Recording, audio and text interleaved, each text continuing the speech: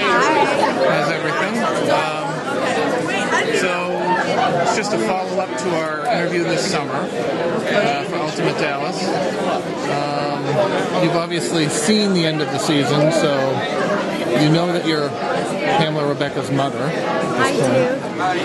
Yep. So it was a really cool revelation when I found out that I was Pamela Rebecca's mother.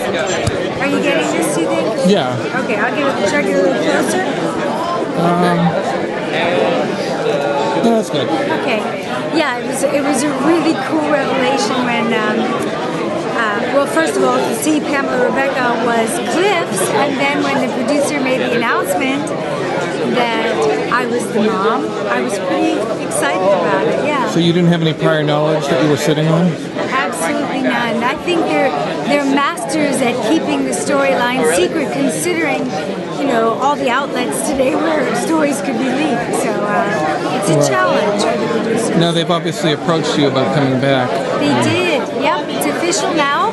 I don't know the extent to which I'm going to be there, but I do know that I will be there. And William Keck broke the article on TV Guide. Yeah, did he? Yeah.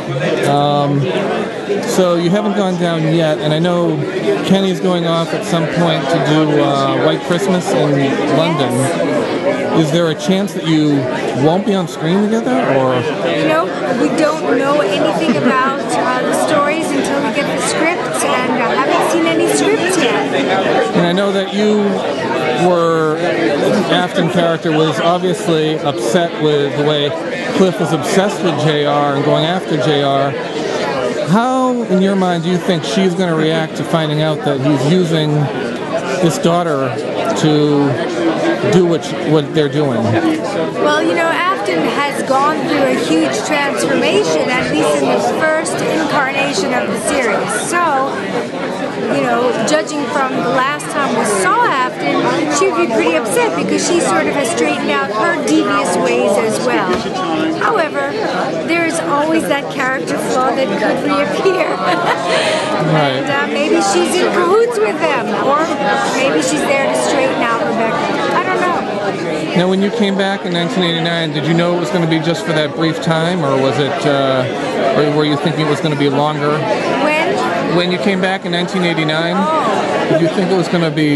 You know, I think it was sort of what we had all talked about, because I was working on other projects at the time. I was commuting quite often back and forth from Europe for my hit records and tours, and so I think it all, you know, it worked out really well. I thought it was wonderful that we all were able to work it out together. Right, and they did the movie in '96. Why didn't something take off then, and why is the time right now, do you think, then? You know, I think that right now it's just a perfect combination of great writers, great producers, perfect timing, and maybe the audiences now are ready. Right. And do you think Leonard Katzman would approve of the direction they've taken? Oh, absolutely, because I think it's amazing that the producers were able to put together a story that is relevant to today's audiences and still capture the former audiences. And you obviously sang on the show. Yeah. And in 2008, at that ill-fated barbecue,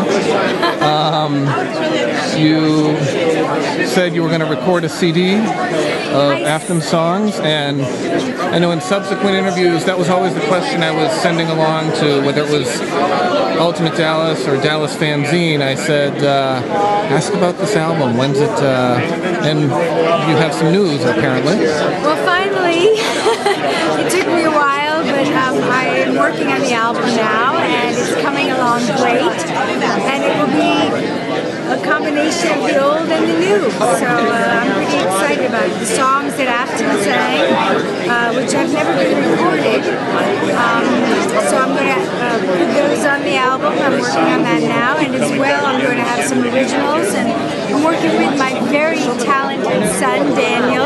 Who we actually had on the phone while we were waiting for you on the interview in July. That's right, and you know, Daniel's an amazingly talented musician, songwriter, and singer, and he's going to be helping out with, he's going to be doing the arrangements and the tracks, and I'm he'll let me record a couple of his originals, which are really amazing. And he kind of took your charge card and bought the, I like that story about the plane ticket to the barbecue. Yeah, you know, when we were invited to attend the barbecue in 2008, I had made all my plans, and I was going with my mom, who was my manager, a business partner, who accompanies me, and I thought how cool it would be for her to come with me. And as soon as we arrived in our hotel room in Dallas, I called Daniel and I said, "Oh, honey, we're here, it's fine." And he said, I really regret that, you know, you didn't come with us. And, you know, because he had been on tour with me and he'd been to a lot of really important events. He said, "You know, I felt that way too, Mom, so I booked a ticket. I had your credit card number, and I'm on the 7 a.m. flight tomorrow morning."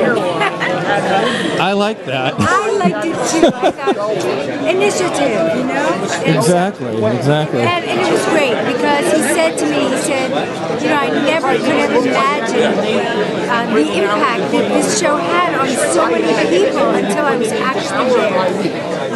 And did you think that a role you took for a guest appearance back playing the daughter of Anne Francis you'd be playing it 30-something years later?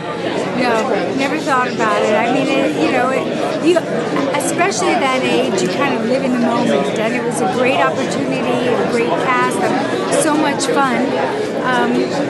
You know, and when it was over, and moved on to other things. And for so many years they've talked about, you know, a Dallas show or a Dallas movie. So it's pretty exciting that it's happening.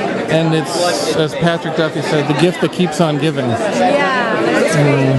Do you have any messages for the Ultimate Dallas fans or anybody out there? Or? Yeah, I do actually. And the website just celebrated its 15th anniversary, so. Wow.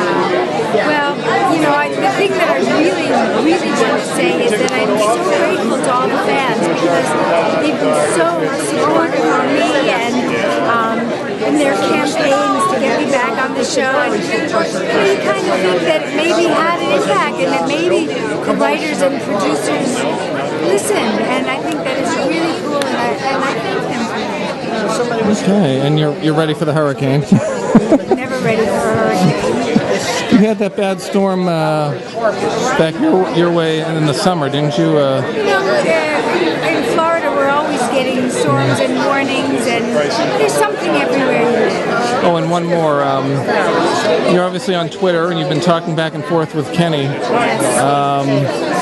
Are you two looking forward to getting back together again, or how's that been going? Yeah, I think, you know, our characters had such great chemistry on this show, and I think it'll be great to see us back on screen together. And we will look forward to it in 2013. Yeah.